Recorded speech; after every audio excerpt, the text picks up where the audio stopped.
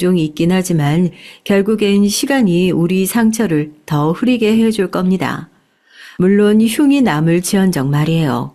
저희는 그날을 위해 오늘도 최선을 다해 행복할 예정이에요. 물론 내일도 말이죠. 이 얘기를 들으시는 분들도 혹시나 남들의 시선과 혹은 누군가가 속상해할 것을 걱정하거나 내가 잘못하지도 않은 일에 부끄러워하신다면 전혀 그럴 필요가 없습니다.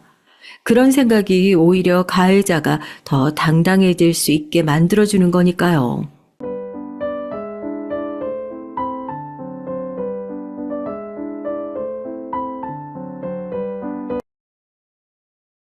안녕하세요. 저는 경기 북부의 어느 살기 좋은 동네에서 지내고 있는 평범한 대한민국 아줌마입니다. 제가 라디오를 틀어놓듯이 톡톡 사연의 영상들을 재생시켜 놓는 취미가 있는데요. 만약에 제가 보낸 이야기가 사연으로 소개가 된다면 정말 신기하고 좋을 것 같아서 고민 끝에 저의 이야기를 보내게 되었어요. 저는 어렸을 적에 라디오를 듣는 것을 무척 좋아하던 소녀였죠. 시시콜콜한 사연들, 유행 가요들, 이런 것들을 접하는 걸 무척 좋아했었으며 대체로 차분한 성격이었습니다. 친구들과 밖에 나가 흙먼지를 뒤집어 쓰고 노는 것보다 가만히 앉아서 라디오 소리에 귀를 기울이고 귀여운 편지지에 글자를 꾹꾹 눌러 담아 써내려가고 재미있는 만화책 신간을 찾는 것을 좋아했었어요. 평화롭고도 평범한 유년 시절이었다고 생각합니다. 사는 형편이 넉넉하거나 풍족한 적은 없었으나 지금보다 다른 사람과의 비교를 덜하던 시절이었으니까요. 만족할 줄 알았고 불평할 일은 적은 것이 저희 가족의 모습이었습니다. 적어도 아버지가 돌아가시기 전까지는 분명히 그랬었어요. 아버지는 제가 중학교 입학을 앞두고 있던 때에 갑자기 돌아가셨습니다. 건설 현장을 도시느라 그때 지방에 가 계셨는데요. 숙소에서 잠이 드셨던 아버지는 2번 다시 깨어나지 못하셨어요. 그대로 숨을 거두셨거든요. 저는 중학교를 다니면서 사춘기 시절을 보냈죠. 아버지가 갑자기 돌아가신 직후에 시작된 학교 생활이었고 저는 감수성이 예민할 때였으니 자연스레 엄마와 좀 멀어졌던 시기였습니다. 엄마는 당시에 일을 새롭게 다니고 계셨고요. 그랬다가 제가 고등학교 진학한 이후 마음도 좀 차분해지고 생각이 성숙해졌었어요. 공부도 열심히 했고 엄마를 살피려고 노력도 했었습니다. 그런데 엄마는 이미 제가 눈치채지 못했던 사이에 많이 변해 계셨더라고요. 나는 본래 인생에서 운이라는 게 없던 사람이었어. 생각해보면 태어났을 때부터 그랬지. 아버지가 돌아가신 것을 두고두고 비관하셨던 엄마는 어느새 자포자기의 눈빛을 하고 계셨습니다. 그때 제 심장이 철렁 내려앉았죠. 저는 어떻게든 잘 살아보려고 인생을 열심히 꾸려볼 마음으로 제 딴에는 죽기 살기로 공부를 해서 4년제 대학에 들어갔어요. 학비 같은 것도 다 고려를 해서 철저히 계산기 두드려본 끝에 심사숙고해서 들어간 대학교였고요. 비록 객관적으로 대단히 훌륭한 대학교는 아니었으나 그럭저럭 괜찮은 대학 간판이었고 저는 스스로 여기까지 해냈다는 자부심 또한 있었습니다. 학업과 아르바이트를 병행하였고 예술 작품을 보고 함께 보여서 간평을 하는 동아리 활동도 꾸준하게 하였어요. 저는 그렇게 대학 생활을 부지런히 하고 있었는데 어느 날 엄마가 이렇게 말씀을 하시더라고요. 나는 얼마 못 살 거야. 많이 살고 싶지도 않아. 도대체 왜 그런 말씀을 하신 것인지 저는 이해를 할 수가 없었습니다. 울적한 엄마 앞에서는 저의 활기찬 청춘도 사그라들어 다 꺼져가는 불씨가 되었습니다. 그래서 저는 가슴 한구석에 항상 엄마라는 묵직한 돌이 자리하고 있었어요. 기쁘고 행복한 순간에도 그 돌의 무게가 느껴져서 한 번도 자유로울 수가 없었습니다. 남들이 한 번씩 하고는 했던 휴학, 저는 그럴 엄두도 못 내봤네요. 차라리 학교라는 것에 묶여 있어야 제가 돌을 마주하지 않을 수 있을 것 같았거든요. 4년 내내 바쁘게 지냈고 졸업 직전에 취업을 해냈습니다. 그랬더니 엄마가 저한테 뭐라고 하셨는 줄 아시나요? 예상이 혹시 가세요? 축하한다, 미안하다, 이런 인사였을 것 같죠? 전혀 아니었답니다. 너는 좋겠다, 너라서. 나도 너였으면 좋았을 텐데. 네가 나를 낳았어야 했는데 왜 내가 너를 낳았을까? 네 인생이 부럽다. 내가 너였으면 나도 이렇게 그만 살고 싶지는 않았을 거야. 그게 너무 충격적이어서 잊혀지지가 않아요. 그때 엄마의 표정, 말투, 이런 것들이 제 가슴속에 그대로 박혀 있었습니다. 그날은 제가 취업을 하고 나서 첫 출근을 했던 날이었습니다. 긴장이 역력했던 하루였고 퇴근길은 고단했으나 엄마와 자그맣게 자축이라도 하고 싶어서 동네 빵집에서 케이크 작은 걸 사서 귀가를 했었어요. 당시에 어떤 드라마 속에서 주인공이 혼자 케이크를 사다가 자기 자신에게 생일 축하 파티를 열어주었는데 제가 그걸 보면서 눈물이 났었거든요. 제 일상에서도 작은 특별한 순간을 만들어 보고 싶어서 모처럼 케이크를 사봤는데 그 앞에서 엄마는 한숨을 내쉬셨죠. 저도 이제 도저히 못 참겠다는 생각이 들었습니다. 하실 말씀이 고작 그게 다예요? 휴학 한 번은 안 하고 용돈 달라는 소리 한 번은 안 하고 열심히 노력해서 졸업을 하자마자 직장을 잡은 자식이 엄마는 대견하고 뿌듯하지도 않으세요? 그게 정상 아니에요? 제가 그동안은 엄마가 너무 힘들어 하시니까 사는 게 재미가 없다고 하시니까 그게 너무 가슴이 아프고 죄송스러워서 가만히 있었어요. 일부러 참고 견뎌왔어요. 하지만 이제는 진짜 참기가 힘드네요. 엄마가 대체 뭐 때문에 왜 계속 힘드신 건지는 모르겠는데요. 하나 확실한 건 제가 힘든 이유는 엄마라는 사실이에요. 엄마만 아니었으면 저는 힘든 일이 하나도 없는 사람이었어요. 그래, 너 잘났다. 너 잘났어. 부럽다는 소리도 못하게 만들고 자식 하나 있는 거 눈치 보여서 살기 힘드네. 제가 부러우시다고요? 그럼 엄마도 노력을 하세요. 말이면 다인 줄 아냐? 내 인생이 박복하고 운이 없는데 세상이 나를 배척하는데 나보고 그만 살라고 하면서 저주를 내리는데 나는 이런 것하고만 싸우기에도 바쁜 사람이야. 나보고 무슨 노력을 안 하라는 거야? 너는 알지도 못하면서 그렇게 함부로 주둥이 놀리지 마. 그러는 거 아니다. 아무도 엄마를 배척하거나 저주를 내린 적 없고요. 엄마의 인생이 운이 없다고 느껴지는 건 그건 엄마가 행운을 찾아본 적이 없기 때문이잖아요. 찾으러 나서야 되는데 그 자리에서 가만히 행운이 올 때까지만 기다리시잖아요. 그래놓고 맨날 이러니 저러니 나약한 핑계만 대시고 저한테 하소연하시는 거 이해가 안 돼요. 지긋지긋해요. 너 정말 잘났다. 너 마음대로 잘 살아봐. 엄마는 제가 사온 케이크를 들어서 그대로 싱크대 안에 처박으셨습니다. 그러더니 방문을 쾅 닫히는 소리와 함께 작은 방 안으로 틀어 박혀셨죠. 케이크를 치우면서 대체 왜 이렇게 살아야 하나 싶었고 이제는 정말 돌이킬 수 없다는 생각이 들더군요. 만약에 시간을 돌릴 수만 있다면 아버지가 돌아가시기 전으로 가고 싶었습니다. 아버지한테 술 드시지 말고 건강검진 받으시라고, 지방에 일하러 내려가지 마시라고 그렇게 말씀을 드리고 싶었어요. 그럴 수만 있다면 모든 게 다 해결될 것만 같았습니다. 하지만 죽었다 깨어나도 하늘이 두 쪽이 나더라도 불가능한 것이 시간을 돌리는 일이라는 생각이 든 순간 머릿속이 차갑게 식었던 거예요. 돌이킬 수 있는 것은 아무것도 없고 지금의 불행을 부정해봤자 불행은 그 자리에 늘 있었습니다. 그동안은 엄마가 걱정돼서 또 엄마가 반대를 하셔서 독립은 꿈도 못 꿔본 저였지만 자연스럽게 집을 나가고 싶다는 생각이 들기 시작했어요. 그렇지 않으면 제가 돌의 무게에 짓눌려서 죽을 것만 같았습니다. 싱크대에 볼품없이 처박혀서 버려졌던 케이크처럼 제 인생이 시궁창으로 처박힐 수 있겠다는 생각이 들었고 그때부터 독립을 준비했었어요. 당연하게도 따로 나가서 사는 것에는 돈이 들었죠. 그럼에도 나가고 싶었습니다.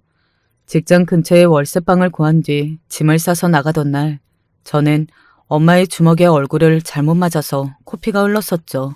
머리도 잡아 뜯겼고요. 그러게 내가 뭐라 그랬어? 어? 나는 운이 없다고 했지? 내 인생은 늘 운이 나빴고 그래서 한 번도 어디 가서 대접 같은 걸 받아본 역사가 없었어. 자식한테도 이렇듯 개무시를 당하는데 다른 데 가서는 내가 오죽하겠냐고? 안 그래? 이 망할려나. 두 눈이 돌아서 저를 때리시고 비난을 넘어서 온갖 악의를 날리시는 엄마의 모습을 보는 건 힘들었습니다. 오늘이 이런 날의 마지막이기를 바라며 저는 줄줄 흐르는 코피를 대충 소매로 틀어막고서 엄마에게 꾸벅 인사를 그래도 남기고서 발길을 돌렸어요. 이틀을 꼬박 알아 누웠었죠. 자취하는 곳에 들어가는 비용이 이만저만이 아니었으나 그럼에도 엄마에게 매달 생활비를 붙여드렸습니다. 엄마는 죽어야겠다는 소리를 잘하셨어요. 죽기는 죽어야겠는데 그러는 김에 너를 먼저 죽이고 나서 죽을까도 싶다. 경찰에 신고할까? 고민을 했던 적이 한두 번이 아니었습니다. 그래도 저를 낳아주신 엄마라고, 제 가족이라고 차마 신고를 못했었네요. 겉으로는 제가 이러고 사는 사람이라는 걸 티를 안 내고 살았고요. 약한 점을 내어 보이면 그 순간부터 그것이 약점이 되어버릴 수도 있다는 생각을 했거든요. 다사다난한 대학 생활을 하면서 터득한 지혜였네요. 그래서 씩씩하고 꿋꿋하게 일부러 더 그렇게 살았어요. 가끔 가슴속에 무겁게 자리한 돌의 무게가 느껴질 때면 아무 걱정이 없었던 유년 시절의 제 모습을 떠올렸습니다. 라디오 앞에서 친구들에게 손편지를 써내려가면서 시간을 보내고는 했던 제 모습을 기억하며 조금은 덜 슬퍼하는 어른이 되려고 애를 썼습니다. 제 아픈 부분을 다하는 남자와 만나기는 싫었던 것 같아요. 밝은 가면을 쓰고 살아온 게 의미 없어지는 것은 싫었거든요. 하지만 그와 동시에 제가 가슴속에 지고 있는 무거운 돌을 모르는 남자와 만날 수도 없다는 생각을 하고 있었습니다. 그렇기 때문에 진지한 만남을 못 해봤었죠. 남편을 만났던 것은 어쩌면 순전히 우연이었습니다. 거래처 사람들과 업무차 자리를 가졌었는데 거래처 사람 중 한 명이 갑자기 지나가던 사람을 보고 반갑게 아는 체를 했었어요. 예전에 친했던 친구를 이런 식으로 우연히 마주친 게 신기하면서 말이죠. 그 소란에 제가 눈을 들어 그쪽을 바라봤었고 거래처 사람의 옛날 친구와 시선이 부딪혔습니다. 그게 저와 남편의 첫 만남이었어요. 만날 인연은 어떻게든 만나진다는 속설이 맞는 모양이더라고요. 어쩌면 그런 식으로 인연이 닿을 수 있었는지 별거 아닌 것 같지만 곱씹어 볼수록 신기하기도 하네요. 남편은 이남 중 장남이었고요. 대학교를 입학하던 20살 성인 때부터 자취를 시작해서 계속 가족들과 떨어져 살아온 사람이었습니다. 그렇다고 해서 가족들과 사이가 나쁘다거나 하는 의미는 아니었고요. 결혼을 약속했던 여자친구와 안 좋게 헤어지는 바람에 마음에 상처를 입어서 감정을 수습하는 것에 오래 걸렸고 그러다 보니 자기 친구들이 거의 다 장가를 갔을 때 본인만 아직 옆구리가 시린 채로 혼자였죠. 남편의 남동생은 결혼을 한 상태였어요. 제가 남편하고 만난 지 4개월 정도 됐을 때 시동생 부부가 결혼을 했던지라 너무 연애 초반에 집안 행사에 끼어드는 건 아닌 것 같아서 저는 결혼식에는 안 갔었습니다. 시동생하고 동서는 서로 알고 지낸 지만 10년이었고 연애는 2년 하다가 결혼에 꼴이 난 경우였죠. 동생이 있기는 하지만 본인은 스스로가 외동 같다는 생각을 많이 해왔다는 남편과 저는 어딘가 통하는 구석이 많았습니다. 그리고 남편은 제가 무척 힘들 일을 겪었을 때 묵묵히 저의 곁을 지켜준 사람이기도 했어요. 저희 엄마가 기어이 일을 내셨던 건데요. 어느 날 베란다 밖으로 뛰어내리셨어요. 그런데 집이 빌라 3층이었기 때문에 팔다리에 깁스만 하시고 목숨에는 지장이 없었습니다. 뛰어내리시던 당시에는 술을 드신 상태였고요. 확실하게 죽지도 못하고 나는 운이 참 더럽게 없어. 운이 없어도 이렇게 없을 수가 있나. 깨어나신 엄마가 병원에서 그렇게 중얼중얼 거리셨을 때 저는 제 눈에서 흐르던 눈물이 딱 멎는 걸 느꼈었죠. 가슴이 싸하게 식고 이제는 다 때려치우고 싶다는 생각만 들더라고요. 내가 미친 걸까?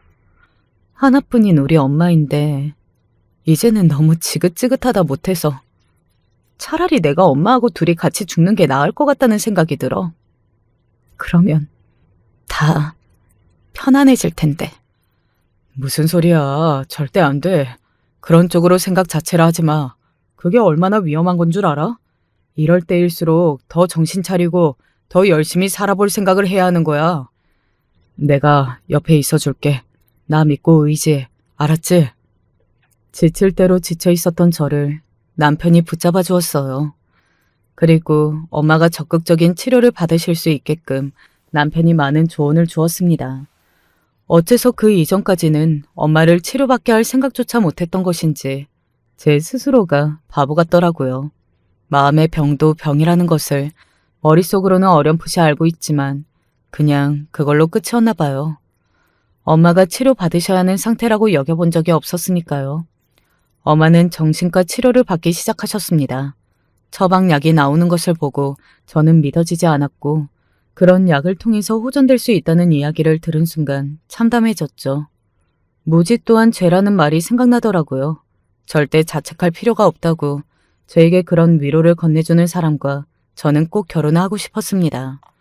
그래서 남편과 결혼을 했던 거예요. 시부모님의 첫인상은 수더분한 분들이셨고요. 결혼도 흔쾌히 허락을 해주셨어요.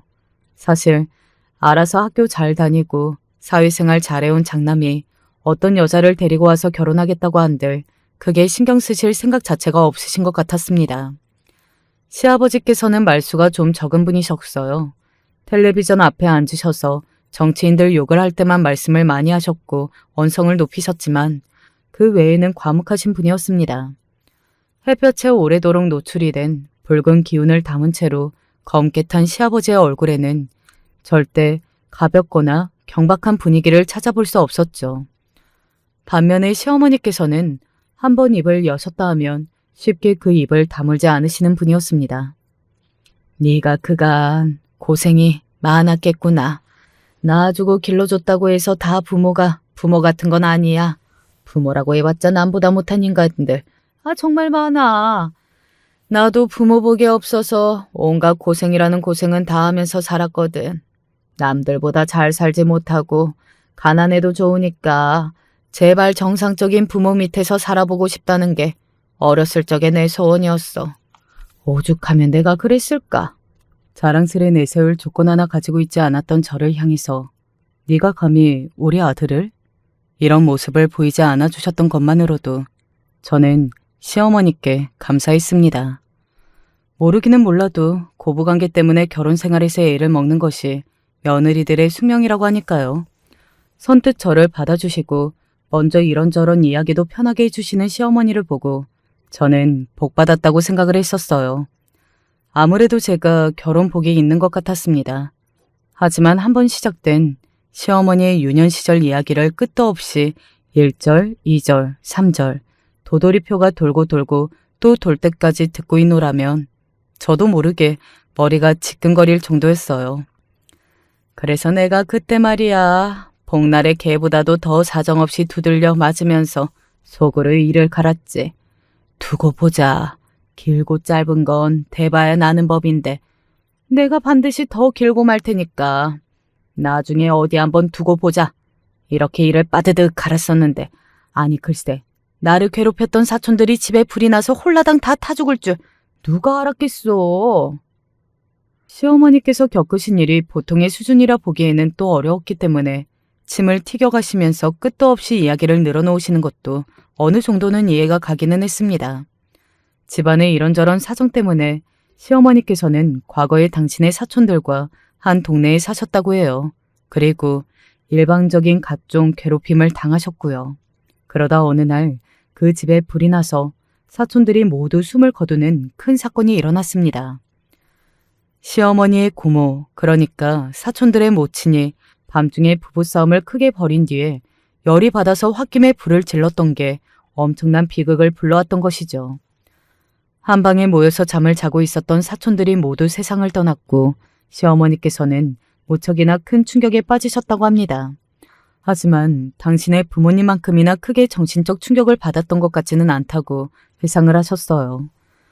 그 이후로 원래도 가뜩이나 종잡을 수 없었고 자식들에게 함부로 굴고 매사에 독특했던 당신의 부모님이 더 이상해졌다고 보셨거든요. 시어머니께서는 18 나이에 부친상을 당하셨습니다.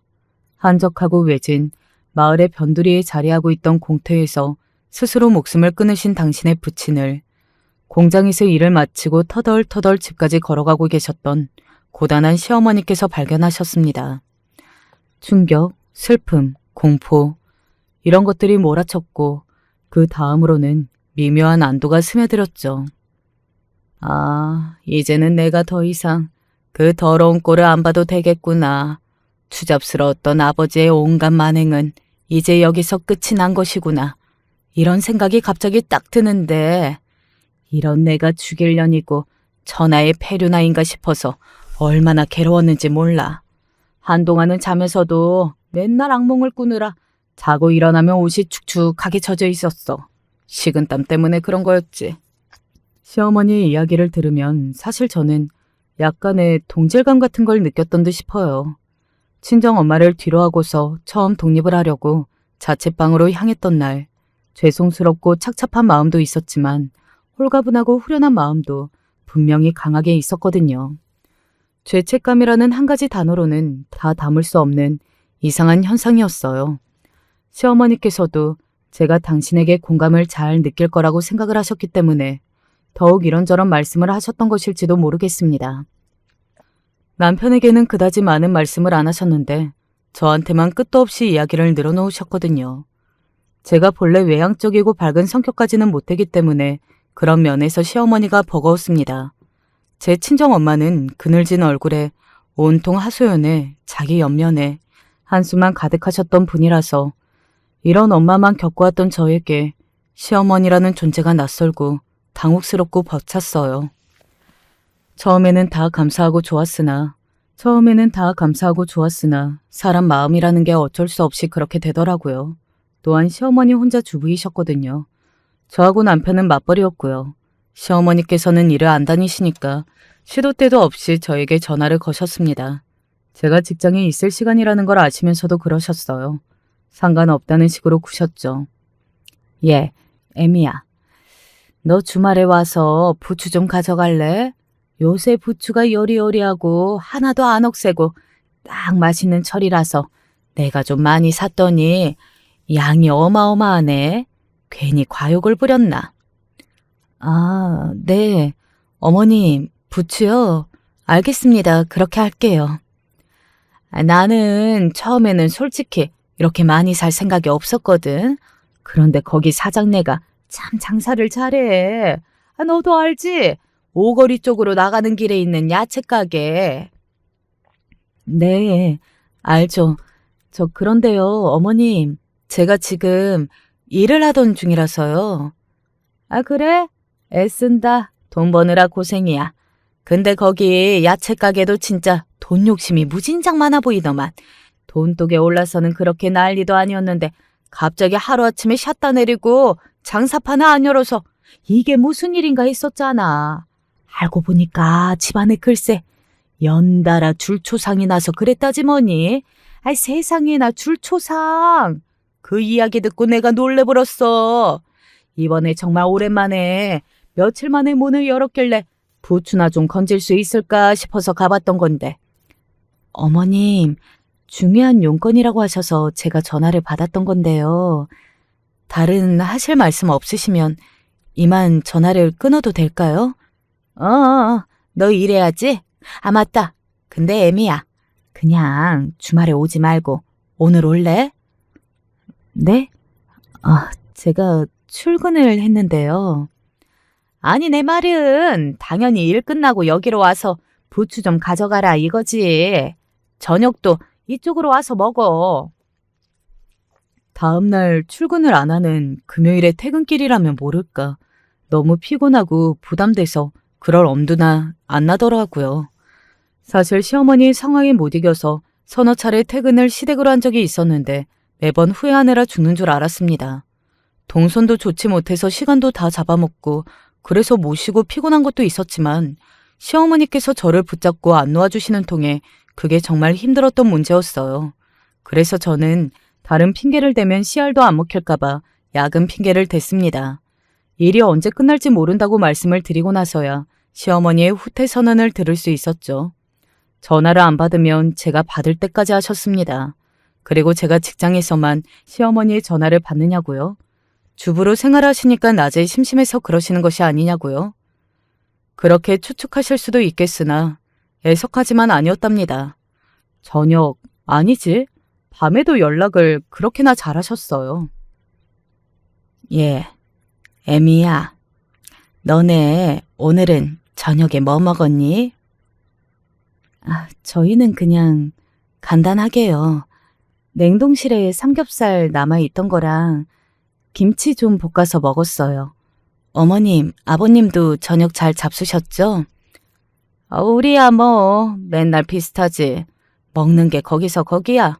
진수성찬을 차리기도 귀찮고 번거로워. 잘 차려봤자 그만큼 잘 먹지도 못하는 걸. 어떨 때는 입맛도 통 없다.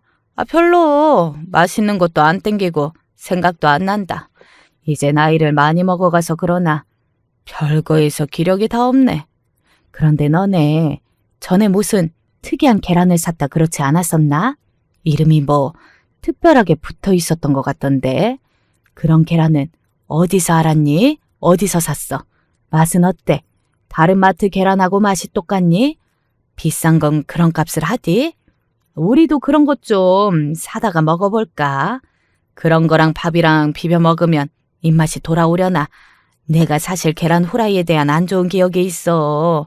이게 안 좋다기보다는 서럽고 힘든 기억이라고 할 수 있지. 제가 왜 밤 9시부터 시작된 시어머니의 서글픈 계란 후라이의 추억 이야기를 밤 11시까지 2시간에 걸쳐서 들어야만 하는 것인지 의문이었습니다.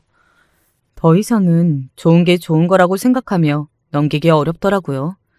친정 아버지가 갑자기 돌아가시고 친정 엄마는 정신적으로 너무 많이 상하는 바람에 그 밑에서 시달리며 살아온 주제에 그런 제가 혹시나 배부른 투정이라도 하는 모양새가 될까 싶어서 벅차고 감당 안 되는 부분들이 있어도 꾹 참았었는데요.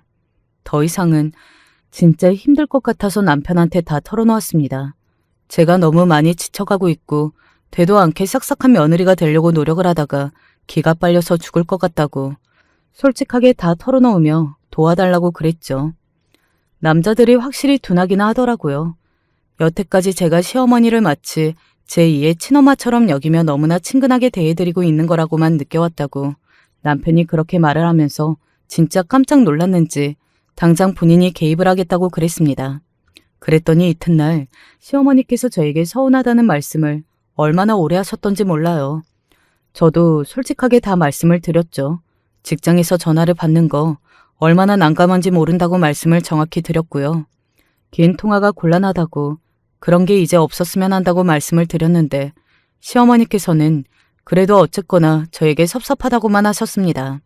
그렇다고 해서 제가 완전히 정색을 하면서 시어머니에게 화를 내고 사이가 틀어지고 그렇게 되는 것을 바라지도 않았어요. 그러니까 이게 결국은 제 속만 타는 것이었죠. 시어머니께서 작정하고 저를 괴롭히시는 것도 아니었으니까요. 시아버지께서는 옛날에 출장을 많이 다니셨다고 해요. 직종상 그럴 수밖에 없었고 그러는 동안 시어머니께서는 온갖 시집살이를 다 겪으셨다고 합니다. 당신의 친정으로부터 그 어떤 원조도 못 받으셨던 시어머니께서는 더더욱 만만하고 우습게 여기셨죠. 당신의 편이 하나도 없었다고 해요. 마음을 터놓고 하소연할 만한 상대가 한 명도 없었고요. 온갖 시집살이, 구박과 차별을 다 당하시면서도 시어머니께서는 아들 둘을 낳아 기르셨던 건데요. 남편이 중학교에 들어갈 때가 되어서야 시아버지의 직장 문제에 대해서 멀리 이사를 가게 되었고 시어머니께서는 그때 비로소 지옥 같았던 하루도 멈추지 않았던 시집살이의 고난에서 해방되신 것이었죠. 어느새 머리 다 컸다고 어색하게 굴면서 대면대면한 아들들, 그리고 우울하고 힘들어 보이는 아내. 귀가할 때마다 그런 광경을 봐오신 시아버지께서는 내심 미안하단 생각을 하셨으나 표현하실 줄은 몰랐습니다. 그래서 차라리 모른 척 하시는 걸 택하셨고요.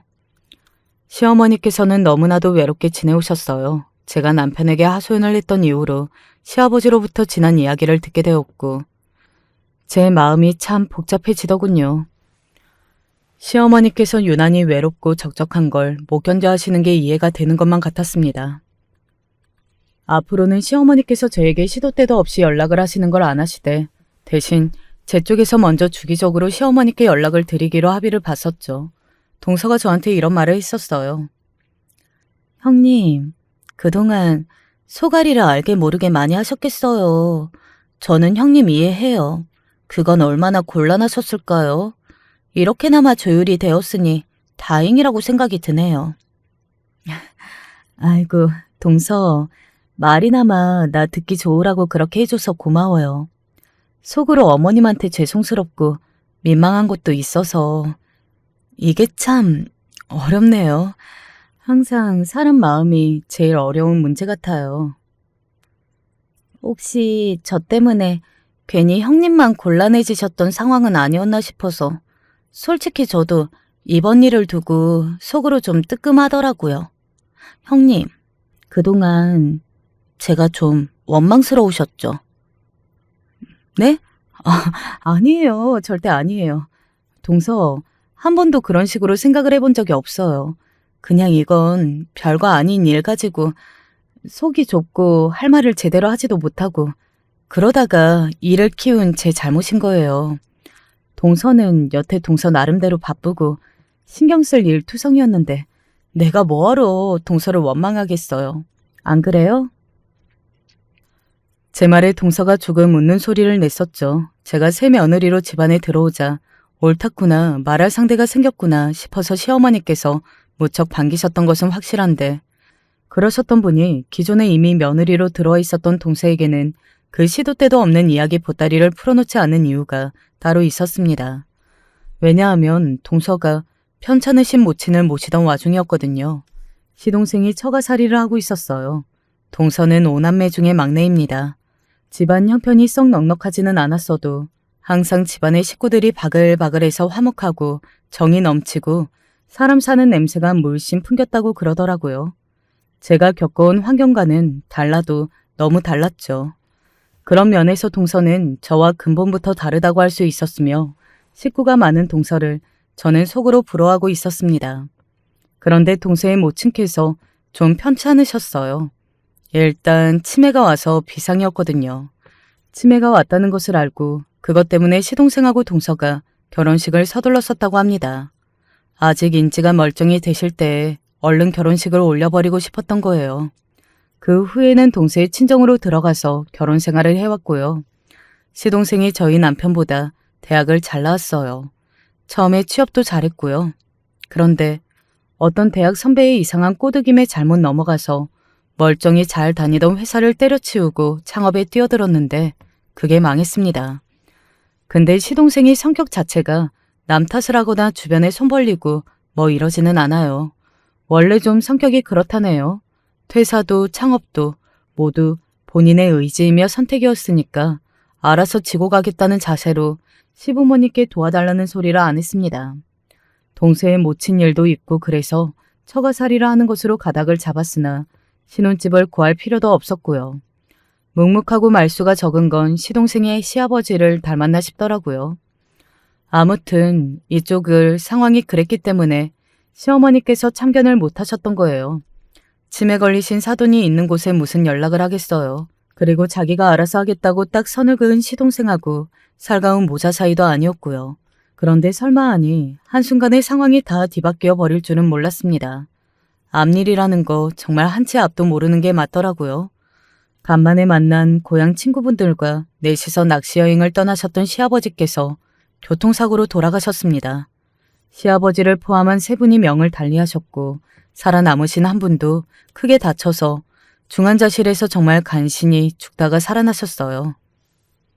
내가 진작에 그놈의 낚싯대를 분질러 놨어야 했는데 생각만 내도록 하고 실천을 못한 내 잘못이구나. 장례식장은 온통 안타까운 울음소리뿐이었습니다. 가슴을 치며 우시는 시어머니의 곁에 유독 동서가 딱 붙어 있었어요. 어머님이 무슨 힘이 있으시다고 낚싯대를 분질러 놓으실 수 있었겠어요. 손목이 이렇게 가는데요. 자책하지 마세요. 어머님은 아무 잘못 없으셔요. 그때부터 어쩌면 동서가 시어머니를 모시는 미래가 예견되어 있었을지도 모르겠네요. 동서의 모친께서는 더 이상 집에서 지내실 만한 상태가 아니었고요. 전문 시설에 들어가게 되셨고 동서의 친정오빠 새언니 부부가 사는 곳 바로 근처라고 하더라고요. 그러면서 자연스레 집이 정리가 되었습니다. 그러면 시동생과 동서는 새로 집을 구했냐고요? 아니요. 시댁으로 들어가서 시어머니와 함께 살게 되었어요. 시아버지께서 돌아가신 이후로 많이 적적해하고 계셨거든요. 친정아버지가 돌아가신 이후 친정엄마가 정신적으로 무너지고 방치된 뒤에 악화되었던 경험이 있던 저는 걱정이 돼서 동서가 시어머니를 모시고 살고 싶다고 했을 때 아주 적극적으로 찬성을 해주었어요. 그래서 시어머니의 곁에 동서가 착 달라붙어서 지내게 되었고요. 시어머니와 마찰 아닌 마찰이 민망하게 있었던 제가 좀 멋쩍게 되었는데 마침 직장 문제가 있어서 고민 끝에 이사를 가게 되었습니다. 시댁하고 사는 곳이 많이 멀어지게 되었어요. 남편은 원래 성격도 자주 왕래하고 챙기는 성향이 아니었던지라 어쩌다 보니 이사를 간 이후에는 시어머니의 소식을 뜨문뜨문 접하게 되었습니다. 그마저도 제가 시어머니께 연락을 드리면 동서가 아예 전화를 받을 때가 많았네요. 시어머니께서 치매 증세를 보이신다는 걸 알게 된 건 거의 반년 정도가 지나서였죠. 원래 어머님 집안에 정신적으로 문제가 좀 있는 사람들이 있었다고 하잖아요. 그래서 저는 어머님도 치매에 취약하시지 않을까 하는 생각을 해왔었네요. 동서가 그렇게 말을 했을 때 저는 그런 쪽으론 별 생각이 안 들었고 100세 시대인데 벌써 치매가 시작된 시어머니가 안타까울 따름이었고 앞으로 동서가 정말 많이 고생하겠다 싶어서 미안했습니다. 알아서 잘하겠다며 웃어 보이던 동서의 얼굴은 정말 천사나 다름없었어요. 동서에게 너무 고맙고 미안해서 어딘가 속이 캥기는 것 같은 기분을 안고 살아가던 어느 날이었습니다. 시동생이 남편에게 연락을 한 건데요. 밖에서 사라지신 시어머니를 날이 저물도록 아직 못 찾았다는 청척병력과도 같은 소식이었습니다. 난리가 나서 그 다음 날부터 바로 남편하고 둘이 그 지역으로 출동을 해서는 시어머니를 찾아다녔습니다. 동서는 이게 다 자기 잘못이라면서 엉엉 울면서 시어머니를 찾는 전단지를 뿌리고 다녔어요. 그때까지만 해도 설마 시어머니를 계속 못 찾을 줄은 몰랐습니다. 치매가 심하신 단계도 아니었고 금세 정신만 돌아오시면 귀가를 하실 거라고 여겼거든요. 그랬는데 며칠이 지나고 몇 달이 지나도록 시어머니를 찾을 수가 없었습니다. 마치 작정하고 사라진 것처럼 말입니다. 시어머니께서 허무하게 실종되신 이후 저는 죄송했던 과거를 곱씹어 보느라 여념이 없었죠. 후회되는 점들이 너무 많았습니다. 제가 부족한 며느리였다는 생각만 들었고 천사표 동서에게 기대서 책임감을 지지 않으려고 슬그머니 뒤로 빠져 있었던 것에도 죄책감이 들었어요. 시어머니를 다시 뵐 수만 있다면 지금까지처럼 굴지 않을 거라고 간절한 마음을 아는 채로 어느덧 1년이 흘렀고요. 거기서 더 흘러서 2년 가까운 시간이 순식간에 흘러버렸습니다. 시아버지의 기일이라서 시댁으로 무거운 발걸음을 했어요. 아직 시어머니를 찾지 못했으니 분위기가 축 처져 있었습니다. 동서가 가장 심란해 보여서 역시 마음 여린 동서가 누구보다 힘들어가고 있구나 이렇게 생각했었어요. 그때 갑자기 현관문 두드리는 소리가 났습니다. 누가 올 일이 없으니까 처음에는 잘못 들었나 싶었는데 잠시 후에 다시 한번 똑똑 두드리는 소리가 나더군요. 방금 전보다 더 힘있게 두드리는 소리였습니다. 저는 남편과 시선 교환을 한 뒤 현관 쪽으로 다가가면서 물었어요. 누구세요? 애미야, 너구나. 나다, 나야. 네? 나라고 하셔봤자 누구신지. 헉! 잠깐. 이 목소리는 설마 어머님? 깜짝 놀란 제가 거의 반사적으로 현관문을 열었습니다. 그러자 정말 놀랍게도 시어머니께서 계셨어요. 그리고 처음 보는 얼굴에 어떤 아주머니께서 시어머니의 곁에 서 계셨습니다. 저를 보신 시어머니께서 안도하시는 얼굴로 끄덕이셨고 저는 이 믿지 못할 상황에 놀라서 거의 비명을 질렀어요. 그러자 남편을 비롯해서 모두가 무슨 일이냐며 다가왔고요. 일단 들어가서 얘기를 하자꾸나. 시어머니께서 그렇게 말씀하시자 옆에 계시던 아주머니가 부축을 바로 하시더군요. 저 역시 홀린 듯이 시어머니를 부축해드리며 안쪽으로 모셨습니다. 남편하고 시동생이 난리가 났죠.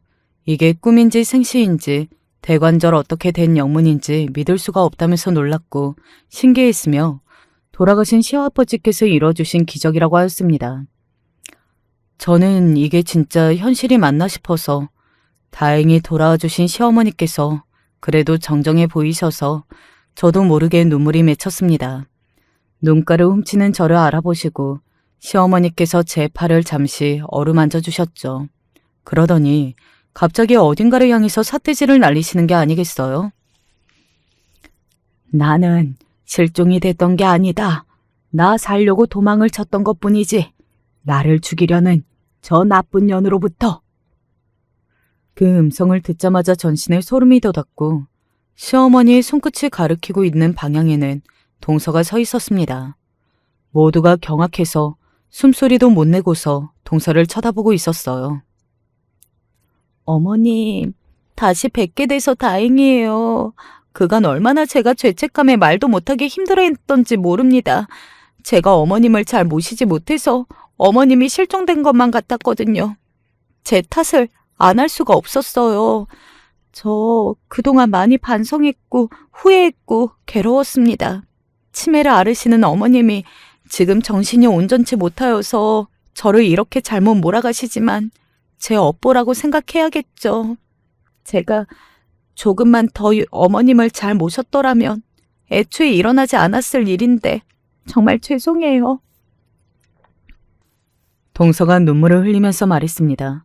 그제서야 저를 포함한 나머지 사람들은 시어머니께서 치매를 앓고 계셨다는 사실을 떠올려냈죠. 갑자기 돌아오신 시어머니가 너무 반갑고 신기하고 놀라워서 치매라는 요소를 아예 간과했던 거예요. 시어머니께서 난데없이 동서를 모함하셨던 게 치매 때문이라고 생각하려던 바로 그때였습니다. 역시 듣던 대로 영악하네. 보통이 아니야. 모든 증거를 모아서 찾아오기를 잘했지. 안 그랬으면 꼼짝없이 당할 뻔했어. 그치 언니? 자, 여기 언니가 틈틈이 써온 일기장이야. 자식들하고 그 며느리한테 얼른 보여줘. 언니가 나 찾아왔던 첫날에 혹시 몰라서 그때 우리 대화 녹음해놨던 것도 가지고 왔으니까 만반의 준비가 되어 있어. 시어머니와 함께 계셨던 아주머니가 갑자기 핸드백을 뒤적거리시더니 공책을 한 권 꺼내시는 게 아니겠어요? 저는 시어머니 대신에 그걸 받아들었고 홀린 듯이 당장 펼쳐보았습니다.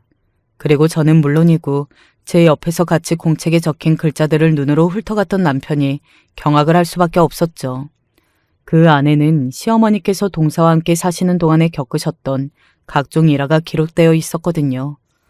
수더분하고 착하고 마냥 천사표인 줄로만 알았던 동서는 사실 꿍꿍이를 감추고 있는 인물이었습니다. 시커먼 속내를 지니고 있었고 시아버지께서 돌아가신 뒤 이제 시어머니만 사라지면 재산을 차지할 수 있을 거라고 생각을 했던 거예요. 특히 저희 부부를 제치고서 재산을 독차지할 계산까지 하고 있었더군요. 시어머니께서 치매로 고생을 하기 시작하자마자 동서는 대놓고 못된 언행을 일삼았습니다. 치매 때문에 정신 착란으로 망상으로 하시는 거라며 그런 소리로 시동생의 눈을 가리고 귀를 막아서 의심을 못하게 만들었고요.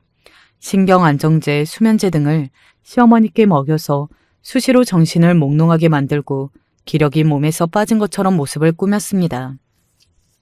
보는 사람마다 시어머니의 기력이 다 빠진 것 같다고 착각을 할 수밖에 없도록 말이에요. 재산을 어떻게 하면 빼돌릴 수 있을지 그것만 궁리하던 동서는 급기야 베개로 사람을 질식시키는 방법이라든지 산에서 발을 헛디디면 죽을 확률 같은 것들을 찾아가며 공부를 하기 시작했습니다. 시어머니께서는 그걸 알아차리고 정신줄 단단히 붙잡으신 채 생존을 위해서 스스로 사라지셨던 거예요.